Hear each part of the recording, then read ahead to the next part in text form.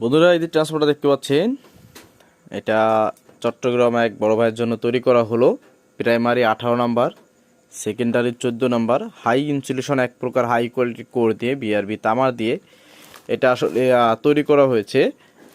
তো ট্রান্সফর্মারটা তৈরি করতে আসলে অনেক সময় লেগেছে, কারণ এই ট্রান্সফর্মারটাতে কয়েকটা ভোল্টেজ আছে, 70, 55, 35, গ্রাউন্ড 35, 55, 70। তো এই হচ্ছে বিষয়।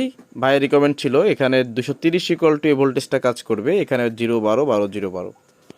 তো এই যে ট্রান্সফর্মার দেখতে পাচ্ছেন, এটা অনেক সময়ের একটা বিষয়। কোয়ালিটি কনফিগার দেখলে আপনারা আসলে বুঝতে পারতেছেন।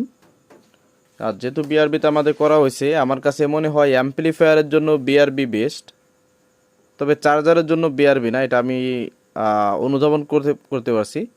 তবে এটা বিষয়ে আরও অনেক রিচার্জ আছে, তারপরে আপনাদের জানাবো, এটার উপরে কেউ আমল করবেন না।